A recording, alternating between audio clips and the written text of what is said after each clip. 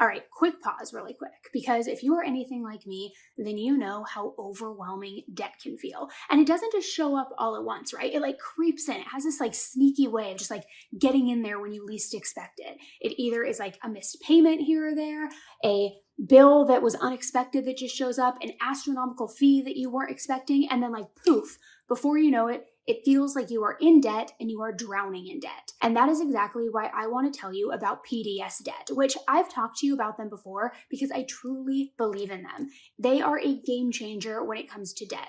More importantly, when it comes to getting out of debt. They go beyond just looking at numbers. They actually get to know your unique situation, and then they create a personalized plan that is just for you. And the best part, there is no minimum credit score required. Literally, bad credit, good credit, it does not matter. If you have over $10,000 or more in eligible debt, then they can help you. You could be saving way more and paying off your debt in a fraction of the time. PDS Debt also has an A+ rating with the Better Business Bureau. They have thousands of 5-star reviews, and they have already helped hundreds of thousands of people get out of debt. Whether it's from credit cards, personal loans, medical bills, you name it. You are only 30 seconds away from being debt-free. Just head to pdsdebt.com/10tolife. That's pdsdebt.com/10tolife to get your free debt assessment today and find out the best option for you. That's pdsdebt.com/10tolife. It was a gunshot. I was downstairs. TV's going. Okay, well, where's she at? Upstairs in the bathroom. 48-year-old Kendy Howard was a vibrant, loving mother, grandmother, friend. She had spent her life just working hard, raising her children, and really dreaming of her next chapter. Sadly, a chapter that she would never get to write, because just days after telling her husband that she wanted a divorce, Kendy was dead. Now, her death was ruled as undetermined, and her husband claimed that it was suicide. But Kendy's body, it told a different story. And once police started asking questions, a very different version of events began to unravel.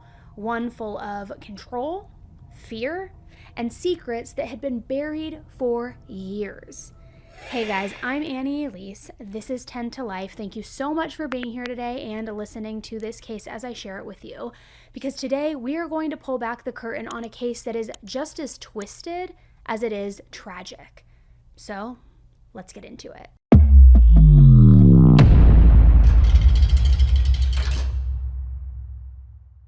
Kendy Howard was born in 1972 in northern Idaho, and from a very early age, she was kind of like all about staying active. She loved anything that had to do with being outdoors. I'm talking track, horseback riding, even something called powder puff motorcycling, which, I'll be honest, I didn't even know was a thing until this case. I heard of powder puff football, never powder puff motorcycling. But she was very active. And she was also described as the type of person that could just make friends with just about anybody. Always laughing, always smiling, just an all-around positive person. Now, when Kendy was in high school, she worked as a waitress at a place called Jalinda's Cafe. And she worked there with her mother and her older brother, which she apparently was really good at her job. She like blew it out of the water, loved her job, and was very, very good at it. She was just a hard worker, which ended up being very important because she ended up having to deal with a lot of responsibility when she was still very young. See, shortly after she graduated from high school, Kendy found out that she was pregnant. The father was a man named Jim Forsman, and I don't know much about Jim and much about Jim and Kendy's relationship, you know, if they were dating, if it was more of like a casual thing, maybe even a one-night stand situation. I don't really know. But what I do know is that 9 months later, Kendy gave birth to a happy and healthy baby girl, and she named this little girl Brooke. Now, Kendy was obviously a young mom, but she never let that affect the love and the attention that she gave her daughter. And just to fast forward for a second too, Brooke would later say that she could not have asked for a better mom. Kendy was kind, supportive, and always put her daughter first. Now let's go back to young Kendy, because in her early 20s, she met a man named Dan Howard. Dan was 6 years older than her, and he was also a former Marine who was now working as a state trooper. So Kendy was immediately attracted to Dan, not just physically, but also on this like deeper emotional type of level.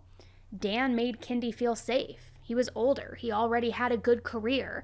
Unlike a lot of guys in their 20s, he didn't mind becoming a stepdad and settling down into this more serious, committed relationship. He was in law enforcement at one point, just like someone that you would feel very secure and safe with. So the two of them got married in 1994 when Kendy was just 22 years old. Then, not long after, they moved about 2.5 hours north to a town called Athol. There, they bought a house on 10 acres, which really was perfect for their outdoorsy lifestyle. Remember, Kendy loved being active. She loved being outside. Shortly after that move and buying that house, the two of them had a son together who they named Wyatt.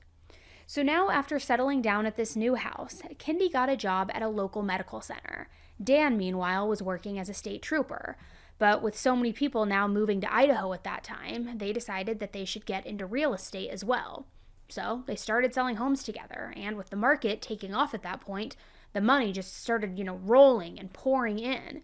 So as the years went by, as the kids are growing up, Wyatt grew up and joined the Marines just like his dad. And that was no surprise, because he had always really admired his father, Dan. Then, in 2012, Brooke, all grown up, had a daughter of her own. Her daughter was named Kinley, making now Kendy a grandma, and I know that it's similar names, so I'm trying not to confuse you. Now, Kendy loved being a grandmother, and she used to call Kinley her mini-me. She just adored her, over the moon. And from the outside, their lives seemed full of love, full of happiness. But as we know, sometimes the most perfect-looking families are the ones that are hiding the darkest secrets. And on February 2nd, 2021, everything came crashing down. At 10:43 p.m., a call came in to 911, and this call changed everything. 911, what's the address? 911. My wife. What's the matter? Tell me where you're at. She shot herself. Okay, take a deep breath for me. Take a deep breath. Come on. I need your help here. Okay? The caller was Dan Howard. So Sheriff's deputy was the first officer to arrive on the scene, and at that point, based on what Dan had said on that 911 call, she thought that she was responding to a self-harm type of situation. She was fully prepared to have to support Dan emotionally, help him deal with a very sensitive and difficult situation, console him, figure out what happened. And sure enough, Dan was hysterical. He was sobbing, choking, just like screaming so hard that it made him gag. And the police officer did her best to try and calm him down, cool, calm, and collected. She felt sorry for him. She just wanted to help him. She could see that this man's heart was just breaking. It'd be terrible for anybody to be in that situation. But even worse, in this situation, Dan had been one of their own. He had been a state trooper, so this officer felt like not only did she need to console him, but almost a little extra protective of him, if that makes sense. No! Damn it! So once Dan calmed down a little bit and was a little bit calmer, the police started asking him some questions, kind of like the normal run-of-the-mill questioning, How were things at home? Did Kendy seem depressed? Was she going through anything that was especially stressful or upsetting? And that's when the illusion of this perfect marriage started to crack, because Dan admitted that their relationship was falling apart. He said that they had grown distant, so much so, in fact, that they were basically living like strangers at this point. And he actually told them, quote, marital problems. She wants a divorce one day, she doesn't the next, so she ended up bringing home divorce papers, just preliminary ones. So, what happened tonight? Marital problems. She wants a divorce one day, she doesn't the next. So, she brought home divorce papers, just preliminary ones. We just grew apart, I guess. Now, what I will say is it's not that difficult to believe that Kendy may have wanted out of this marriage. She had been very, very young when she and Dan got together, so it did make sense that maybe now she was at a different stage of her life. She was a different person now. She may have wanted different things. But the detectives also thought that his story sounded odd. It wasn't necessarily what he said, more so how he said it, because he wasn't fumbling for words or trying to make sense of a very painful situation, but rather it felt more like he already knew exactly what to say, almost like he rehearsed it. So the police asked Dan more about what happened on the day of Kendy's death. Now kind of increasing the line of questioning. Did anything happen that might make her want to harm herself? Did you guys fight? Did she make any threats against herself? That kind of thing, just trying to gather a full picture. And again, Dan had a very quick answer. He said that night they had gotten into a pretty heated argument over money. And at one point, Kendy had announced that she was too upset to continue talking with him. So she said she was going to go upstairs, take a bath, and try to calm down. For his part, Dan also needed to cool off, so he stayed downstairs. And he said he didn't check on Kendy until he heard a very loud noise. And his exact words about the noise were, "It sounded like something hit the floor," or "something hit the floor. I don't know." Now, this quote is actually really important, and I wonder if any of you have already picked up on why, which I'll come back to that in a second here, but it was very crucial. According to Dan, he figured that Kendy had just dropped something or tripped over something and fell on the floor, no big deal. Which we've probably all dropped bottles of shampoo in the shower or body wash. I know I drop things all the time. It's slippery. It can be a really loud sound, especially if it's echoing through. I get that. I've actually even slipped when I've been coming out of the shower. So it seems as though he's saying, I heard something fall. I thought that it could have been something she dropped or maybe even herself. But anyway, Dan's whole rehearsed story aside, this detail was a major red flag. Because remember, Dan was a Marine. And after he retired from the service, he ended up becoming a state trooper. So he knew his way around guns. He even spent some time working as a firearm instructor. So this was a guy who knew what it sounded like when a gun was fired. But now here he was pretending that he completely misinterpreted the sound of Kendy taking her own life, mistaking it for something falling on the floor. So he went on with his story, saying that he waited another hour before he went upstairs to check on his wife. And he says that when he finally did go upstairs, that's when he found her body right there in the bathtub, already way beyond saving. And that's how the police found her too. She was still in the bathtub, still naked, like she had been taking a bath. Which again was a little bit of a red flag. Because you see, according to the lead investigator on Kendy's case, it's very, very rare for people to leave their deceased loved ones just naked on display for the police to find. A lot of the time, if somebody finds a good friend or a family member dead and they aren't wearing any clothing, the person will try to cover them up with a blanket or even put some clothes on them, drape something over them just to preserve their privacy, give them some dignity. A lot of the times, if somebody is naked too, whether it looks to be self-inflicted or not, one of the questions is, especially in a murder investigation, which I'm not saying that's what this is, but it's just taking me there, a lot of the times is, okay, this is how we're going to identify our suspect, because it's somebody who clearly wanted to humiliate them. So the suspect who did this must have been very personal, something like that. That's for murder investigations, which I digress, but because that's not what this was at this point. But my point is that more times than not, law enforcement will say that a loved one or a good friend, if they are naked, they are covered up by whoever discovered them because they want them to have that dignity intact. They even say that even if somebody doesn't actually cover up the body because they understand that they can't disturb the crime scene and jeopardize it, that usually they'll at least ask something like, hey, is it a problem if I toss a towel over them? That sort of thing, just trying to, again, keep things private. But Dan never even mentioned anything about wanting to cover Kendy up. He didn't seem to care at all about the fact that she was just out there naked on display. Now, of course, this wasn't proof that he was lying or anything like that, especially because Dan had worked for the police. He might have just realized that he couldn't disturb the scene where she was dead, or that maybe he was in too much shock to even grasp the fact that Kendy's body was nude. On its own, it might not have been worth mentioning at all.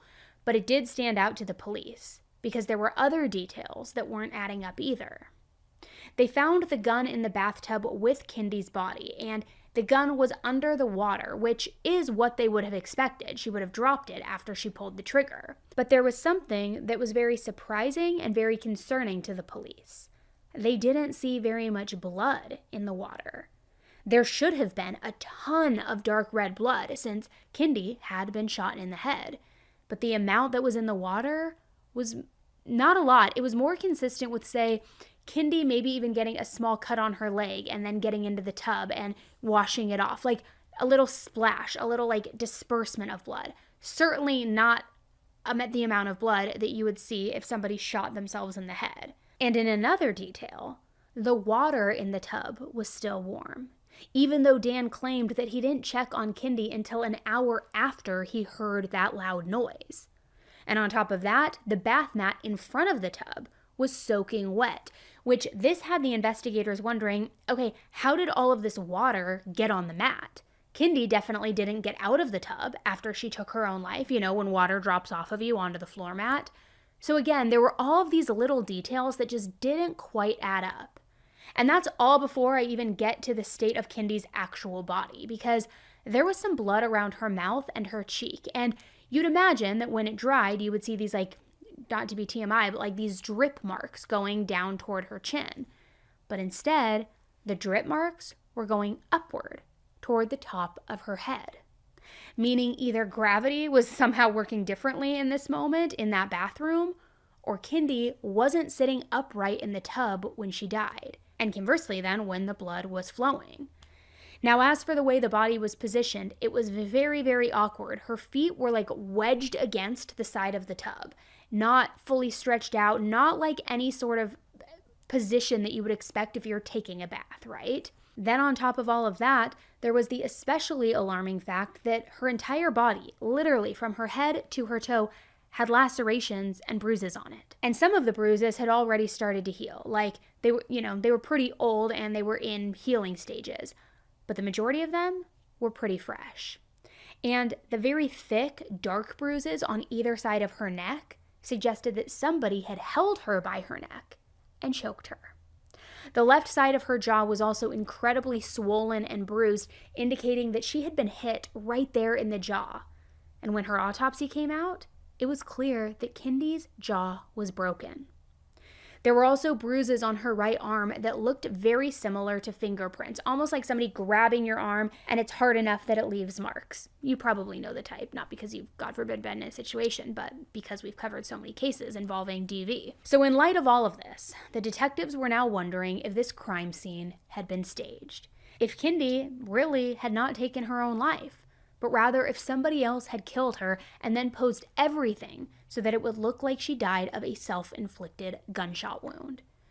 So they decided to look around the entire house, and the first clue that they found was a bit circumstantial, but still huge in the context of all of the suspicions that they were already having. Because at the bottom of the stairs, there was a pink Victoria's Secret duffel bag, and it was filled to the brim with Kendy's clothes, her self-care items, her toiletries, you name it. Which, of course, had the police wondering, okay, well, if Kendy was planning to take her own life, would she really pack up all of her things? Would she pack a travel bag? I mean, yeah, it's possible. It can be really hard to put yourself in the mindset of somebody who's that upset and about to do something that drastic. But it also looked like the bag of somebody who maybe packed with the intention of leaving. It seemed a lot more possible that Kendy had maybe been wanting to leave Dan that night, and not leave him by self-inflicted gunshot wound, but leave him still alive, starting over, building a new life. She might have packed up her things and she could have been about to walk out the door when she was hit in the jaw or attacked. Which, if that is true, and that's what happened, then that meant that Dan was lying to the police when he told them that they fought, that Kendy then went to take a bath to cool off, and that she decided in that moment to take her own life. I mean, was she only pretending to take a bath while she was really sneaking out without him noticing? I don't think so either. The police didn't think that either. Nothing was adding up here. So while everybody was still looking around the house and thinking through the implications around this Victoria's Secret bag, one of the investigators noticed that the dryer was running in the laundry room. Which, okay, maybe no big deal, right? But bear with me on this one. The dryer was full of bath towels and full of bath mats. The investigator immediately took a photo, and as you can see in this picture, there are 6 minutes left on the display. Which, just to be really thorough and not jump to conclusions, the police then went to the manufacturer's website and checked just exactly how long the cycle's running time was for all of the settings that the dials had been turned to. And based on what they read, they determined that the cycle had started at approximately 10:42 p.m. And guess when Dan made that 911 call? 10:43 p.m. So apparently, Dan either just so happened to be running a load of laundry with spare towels, bath mats, all of these things right before he found Kendy dead. Unlikely, but I suppose it is technically possible. Or all of these red flags really did mean something bigger, because these red flags were waving. Then, inside Kendy and Dan's bedroom, the detectives also found a broken glass. Now, they thought that it was possible that either Dan or Kendy had, thrown the glass while they were arguing, except Dan, remember, had insisted that they had been arguing downstairs, that she then went upstairs to take the bath. And the last thing that they noticed was about Dan himself, because he looked like he had fresh deodorant stains on his shirt, which most people keep their deodorant in the bathroom, right? If he hadn't gone upstairs, when did he put this deodorant on? And why did he change his clothes? Something's not adding up here, right? I mean, had he gone into the bathroom, found Kendy's body, called 911, and then just decided, I'm going to put on fresh deodorant right now? Probably not. And I don't want to keep harping on this point because I think you all probably do get it by now, but all of the signs were pointing in one direction, that his story had been fabricated from the very beginning. I mean, everything was so suspicious, yet none of it was enough for the police to charge him with anything. Not yet, anyway. All they could do was pack up their things, make a note in their files, say that they needed to keep investigating, and leave. There was no hard evidence that Dan was involved in this. But before they could even get out the door, they saw, or I guess I should say heard, maybe the biggest red flag of all. Because the investigators overheard Dan calling Kendy's daughter Brooke so that he could break the news of her mother's death to her. Which by the time Dan called Brooke, it was pretty much the middle of the night or early morning. I mean, it was definitely late. Now, even though Dan kept the phone off speaker, he was close enough to the detectives that they could hear everything that he said. And they couldn't hear what Brooke was saying, but they could make out one thing. She was shouting at him. She was yelling over and over again at Dan, and not just upset, but very clearly extremely angry. And when Dan finally hung up the phone, the investigators just straight up kind of asked him and said, hey, is Brooke blaming you for Kendy's death? What's going on? And he was very quick with his answer. He said, no, of course not. But then the police started baiting him, trying to get him to talk as much as possible, hoping that, he would trip up and he would say something. Who was that, Dan? Just like Brooke. She just accused you of this? No. That's just what it sounded like. Why would she do that, Dan? Why would she think you did this? I haven't heard somebody that angry in a long time. I'll be honest with you, I was not expecting anything like that. I was across the room and I could hear her. Oh, I know. She's angry. Kids don't want to believe their moms would do that. So the detective said, well, that's what it sounded like. Why would she do that, Dan? Why would she think that you did this? I haven't heard someone that angry in a really long time. And I'll be honest with you, I wasn't expecting anything like that. I was across the room and I could hear her. She's angry. And all Dan had to say was, yeah, well, kids don't want to believe that their moms would ever do something like that. Just very casual, nonchalant, cool, calm, and collected. But here's what's interesting. Brooke wasn't the only family member who was pointing the finger at Dan by this point. Kendy's brother Brian actually came over to their house the moment he found out about her death. And he claimed that Dan showed no emotion whatsoever. He didn't cry, he didn't say anything about being upset or in shock, nothing. So Brian asked him point blank, hey, have you ever hurt my sister? And he claimed that even though Dan's answer was no, he couldn't even look him in the eye when he responded. So he said that told him everything he needed to know.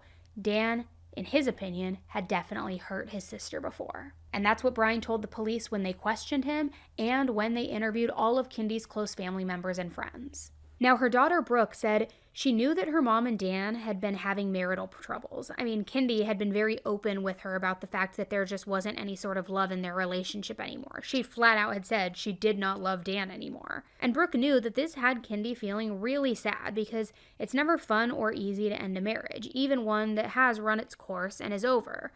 But Brooke also thought that Kendy was nowhere near sad enough to harm herself over the situation. Sad that the marriage was ending, but not sad enough to take her own life. She also claimed that Kendy never touched any of the guns in the house. She knew some basics about using them, but it wasn't like she was very big into guns or went out to shooting ranges or anything like that. Brooke added that she never had even seen her mom get the gun out of the safe. Guns were more of Dan's thing. So now back to Brian, Kendy's brother. Kendy had always been very close with her brother. I mean, so much so that Brian was visiting with her and Dan all the time. And he had witnessed with his own eyes the way that they acted around each other, how they treated one another. And Brian told the investigators that with all of these visits and all of his observations, he couldn't help but notice how much things were truly deteriorating between Dan and Kendy. He said he knew that their marriage was pretty much done. And at one point, Kendy told him, we just don't love each other anymore. Just like she had told her daughter too. She was pretty open with it. Kendy's best friend, Michelle, also told the police she believed Kendy would never have harmed herself, that Dan must have done something to her. And Michelle was clearly Kendy's confidant, the person she turned to with every problem, every complaint, anytime she wanted to feel seen or heard. That was like her person. And she told the investigators that Kendy had been very unhappy. She said Dan was extremely controlling, especially about money, which seemed to be a really huge point of contention between the two of them. And Michelle put it this way. She said, quote, her money was his money and his money was his money.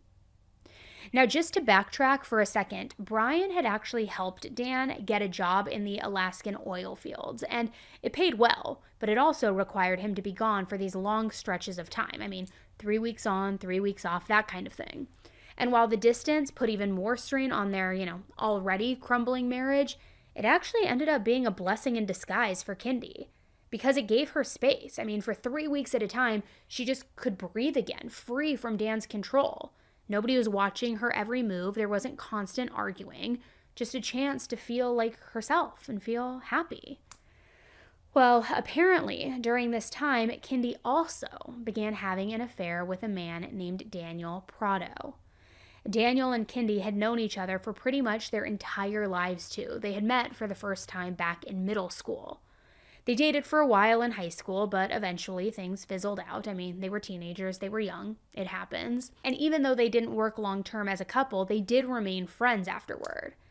Then, in 2020, their paths crossed again. And this time, that romantic spark, it just kind of flared back up.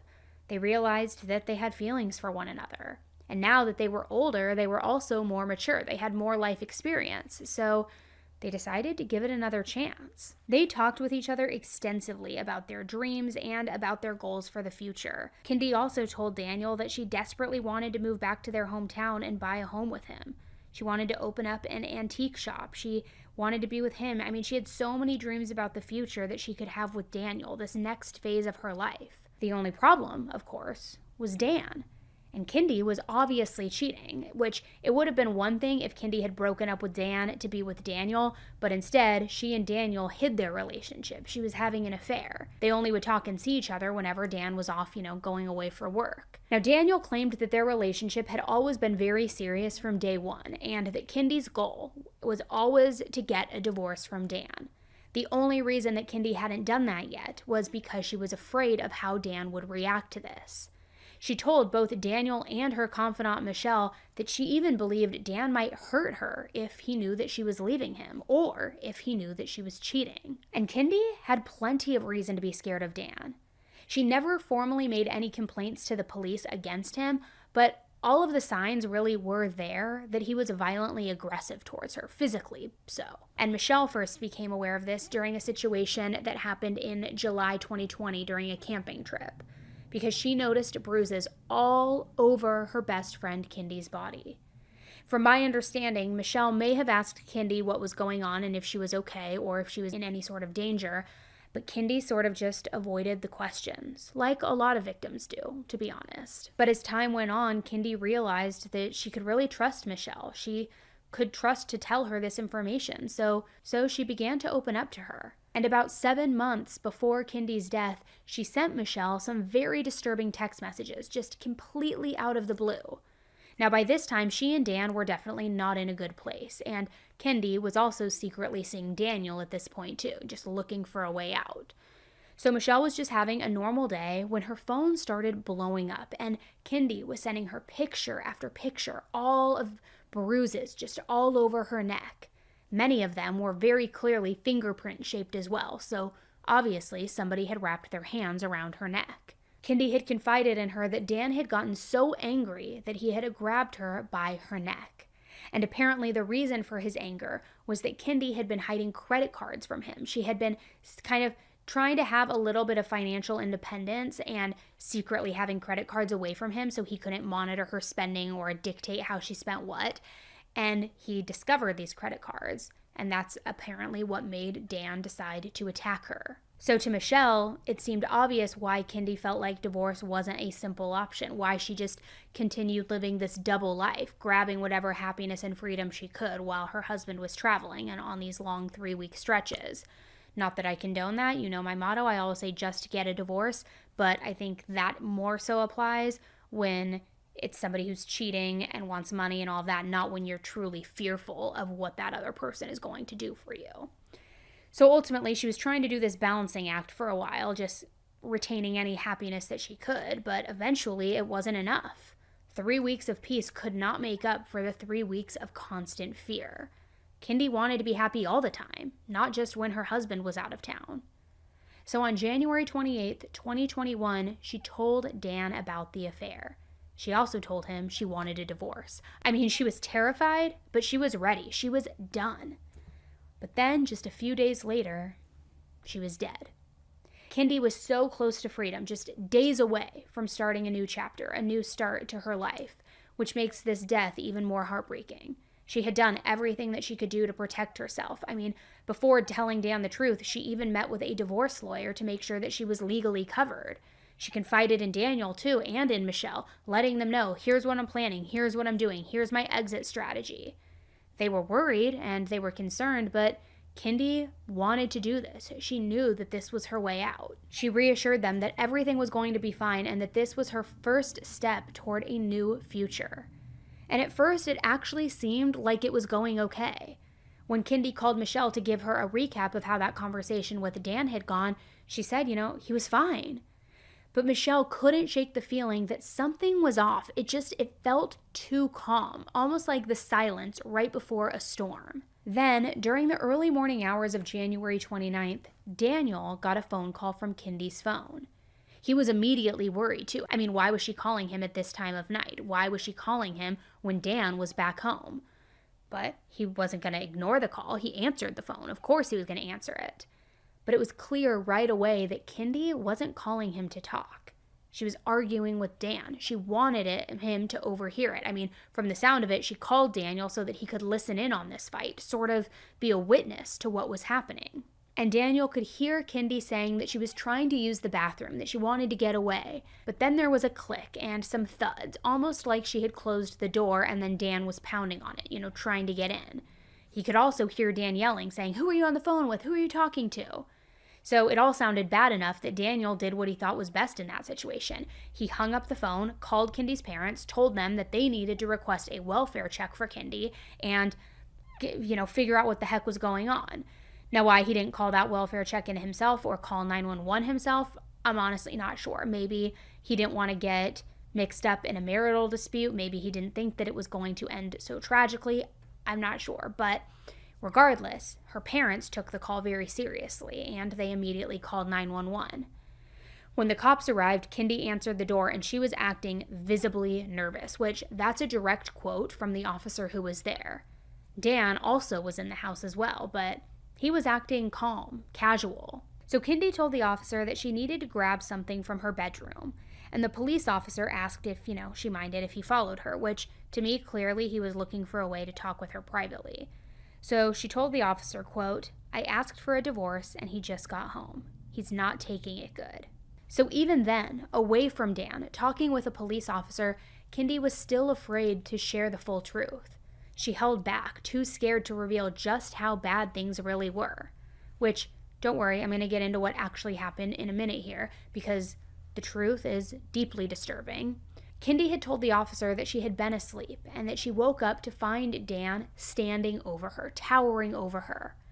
And the officer asked a bunch of follow-up questions like, okay, was he yelling at you? Was he touching you? All of these things. And all she said was that Dan was standing over her calmly, which, if anything, was even more frightening to her because he wasn't usually that calm. So which if you imagine that, you wake up and there's this man just standing over you, silent, calm, like that would freak me out too. So she told the officers that she couldn't say for sure what Dan was about to do to her, but luckily she woke up and was able to see him there before anything got physical. So the officers helped Kendy leave the house, making sure that she was safe, yet they did not arrest Dan. Since Kendy kept saying that he hadn't hurt her and he hadn't done anything illegal at that point, they didn't really have any grounds to arrest him. But that was just the story. Now let's get into the truth of what actually happened between Kendy and Dan that night. Because a few hours after her first call to Daniel, Kendy called him again. And this time she was hysterical and sobbing and just panicked, frantic even. She explained to him that yes, she had seen Dan standing over her, but it was much worse than that because he also had been wearing dark clothing and gloves. Now, even though she didn't see a gun in his hands, she said that she could make out a gun magazine that was laying right there on the floor. So that's when she knew, without a doubt, that he had a gun on him, that he was planning to shoot her. And she also told Daniel, when he looked at me, he was looking right through me. And those were words that Daniel would never forget. So after Kendy finished telling this story to Daniel, she even called her confidant and friend Michelle and told her everything as well. Now, I'm not exactly sure where she was for the rest of that night after the officers helped her leave, but what I do know is that the following day she came back. She still planned to go through with the divorce and leave Dan, but she wanted to get her things together. She wanted to be in her own space until then. And she also felt like she had too many responsibilities back at home. She had pets she needed to take care of. She had her stuff at her house, and she didn't trust Dan to handle everything on his own. On top of all of that, Dan had texted her over and over and over again saying that he was sorry, that it was all just a big misunderstanding, that he just wanted to talk things over, and he, of course, promised that, this time around he would be calm, he would be reasonable, which I think it's safe to say that he had not earned the benefit of the doubt in that moment yet, but Kendy needed to go home. However, everyone who knew Kendy begged her not to go back home, but she insisted it would be fine. She even told people, look, he wouldn't be that stupid to try something again. She felt like she had done everything right, kept Michelle and Daniel in the loop, made sure people knew Dan was dangerous, that there was something that happened, and that if anything happened to her, there would be no question who was responsible, which in her mind, that gave her a layer of protection. If Dan knew that the spotlight was already on him, surely he wouldn't risk it, right? But again, just days later, she was dead. Kendy was wrong to believe that Dan wouldn't hurt her, but she was right about one thing, because it didn't take long for the police to piece all of this together and see Dan as the suspect. And as police dug into Dan's past, even more red flags started to surface, and they weren't minor. In fact, Kendy wasn't the first woman to die with Dan at the center of it, which I won't go too deep into all of it since we're, about to get into Kendy's murder and the aftermath of that. But a few of these details are important to mention. Back in 2011, during a high-speed chase, Dan shot his gun into a fleeing vehicle, and it killed a 40-year-old passenger, Christy Ann Little. And even though he was cleared of any wrongdoing, the incident really shook Kendy. Then, in 2014, Dan was charged with stalking, assault, even property damage, and this was after discovering that Kendy had an affair with a neighbor. Which again, not to excuse cheating, but his reaction was extreme. He vandalized property, he stalked the man, he even reportedly aimed a gun at him while shouting threats at him. And I think all of this just goes to show that Kendy and Dan's marriage was in a bad place long before her affair with Daniel. She was cheating on him many, many years before then. And Dan was also showing signs of being possessive and violent and controlling at that point as well. And look, I will just say this, there's never a perfect victim. And clearly, Kendy had some shady stuff on her own. Multiple affairs, dating all the way back to 2014, which was 6 years prior to her then meeting Daniel. So I think any husband who has a wife who is having multiple affairs probably would be angry, maybe would get a little jealous, and possessive and controlling. Not that that excuses his behavior or justifies murder, jumping way ahead, but she wasn't a perfect victim. There very rarely is a perfect victim. But now the big question was whether the police could actually prove that Dan killed Kendy, and if they could charge him with murder. The problem was, very early on, the investigation hit a major roadblock. And that roadblock? Her autopsy results. The initial autopsy was completed the very next day on February 3rd, 2021, and to put it bluntly, it seemed rushed and incomplete, and that's just not speculation. Several medical experts later came forward to challenge the findings. The coroner ruled Kendy's cause of death as a gunshot wound, but they listed the manner of death as undetermined. And his report made no mention of the bruising all across her body, her broken jaw, none of that, which were both critical signs that she had been attacked, right? So by labeling her death as undetermined and not homicide or self-inflicted, the coroner essentially ignored key evidence that strongly suggested that Kendy had been violently assaulted before she died. Which, I don't want to spend too much time on the coroner, this is just one small part of Kendy's story, but it is worth noting that he was very close to retirement, and according to several co-workers, he just kind of seemed checked out, just kind of going through the motions, just ready to be done. And unfortunately, that lack of care made it even harder for police to prove that Kendy had been murdered. But then, they spent 2 whole years building a case against Dan. And finally, in April of 2023, Dan was arrested and charged with Kendy's murder. He was also charged with domestic battery from the incident that had happened 7 months prior, back when Kendy had sent Michelle all of those pictures of the bruises on her neck. So Dan pleaded not guilty and even posted bail, and then his trial began almost another year later, on March 4th, 2024. The prosecution's argument was that Dan and Kendy fought over finances on the night of Kendy's death. And we're not talking like, you spent too much money on Amazon or why'd you buy that today, that kind of thing. But remember how I said that they had been successful at real estate? Well, if they got divorced, that meant that their $2 million in assets would have had to have been divided.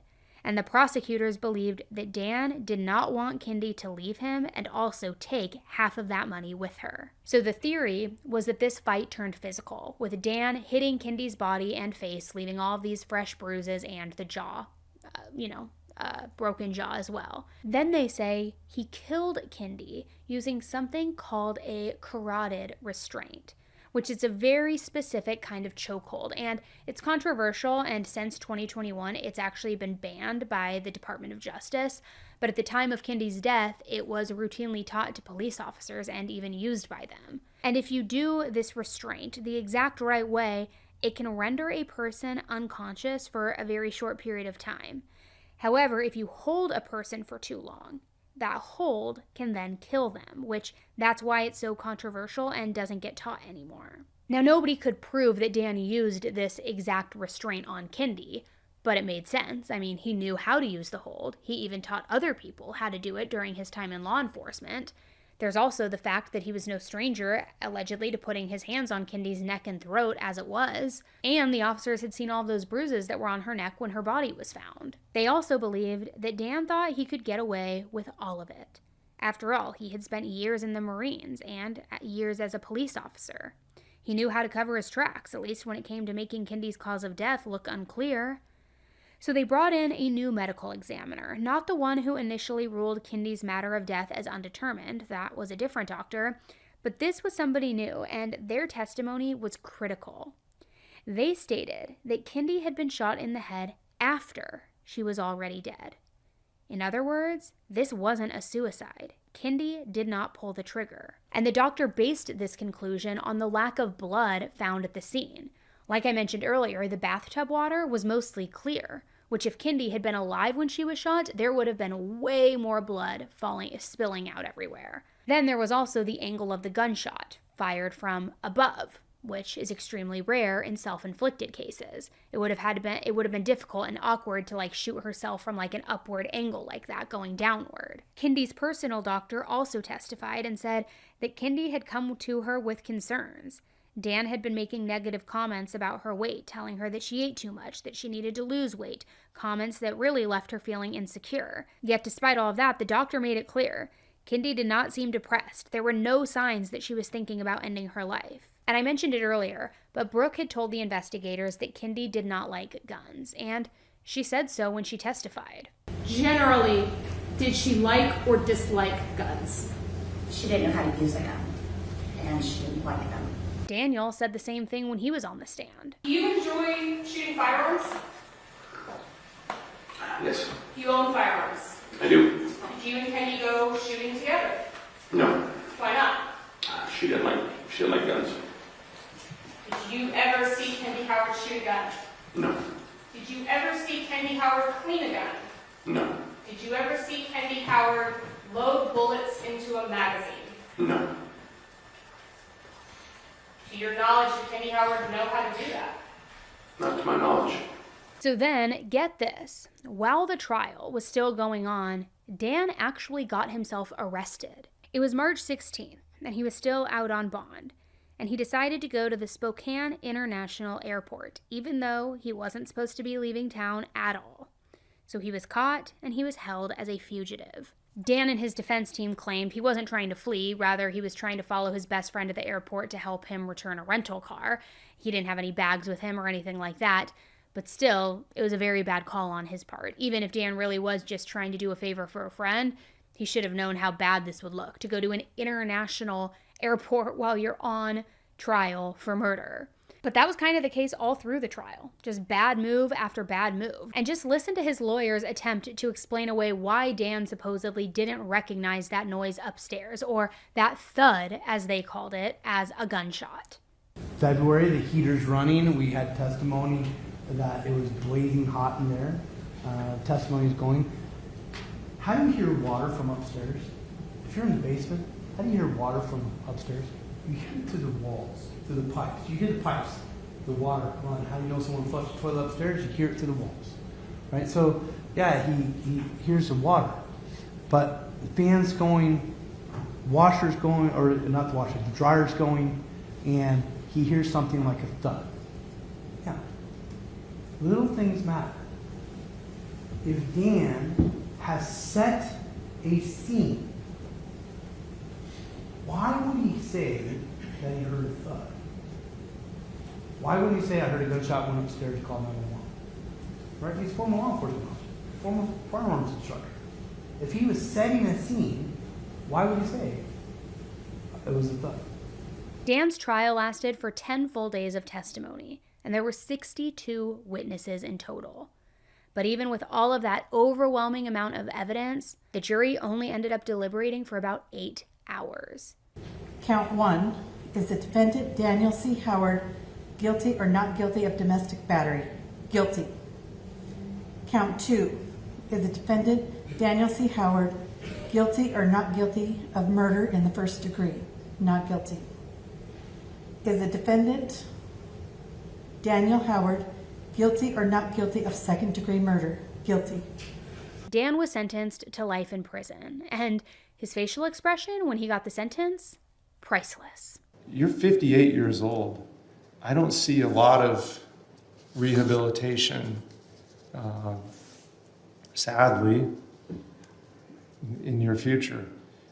Maybe, perhaps, but that's not a significant mitigating factor in sentencing you. The jury found that you were violent and abusive to your wife as well. It's just that, frankly, the killing alone subsumes it all, in my view. And so I'm running that, the domestic violence charge of 10 years will run concurrent with your life sentence.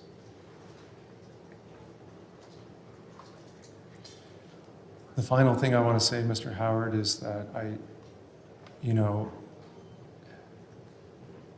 usually when I sentence people, I try to give some element of hope or encouragement to change for the future, because we want to see that in people. And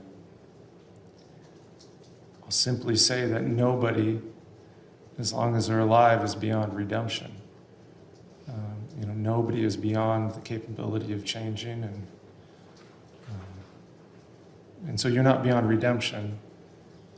But in this case, that will have to happen within the walls of a prison. Kendy was a loving mom, a proud grandmother, a loyal friend, and a woman who finally found the courage to start over. She did everything right. She asked for help. She made a plan. She told the people and confided in them, the people that she trusted. But in the end, even that wasn't enough to protect her from the man who had spent years controlling her. Dan Howard thought that he could twist the truth and that his badge would ultimately protect him. But justice caught up with him. And thanks to Kendy's loved ones and the investigators who never gave up, her story was finally heard, which hopefully Kendy's family was able to now take a deep breath after Dan's sentencing. Getting justice for their mom, sister, grandmother, and best friend, it wasn't easy, but I can imagine it was worth every bit of the fight.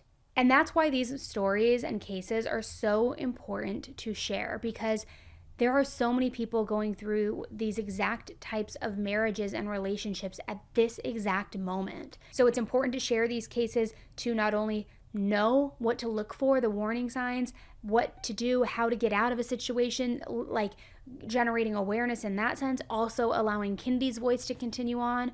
So I not only want to thank you for watching today's episode, but I also encourage you, take a moment and share it. Share it in your group chat, share it on your page, on your social media, because you never know who's suffering in silence in a relationship just like this one. And who knows if it'll end up being too late for them.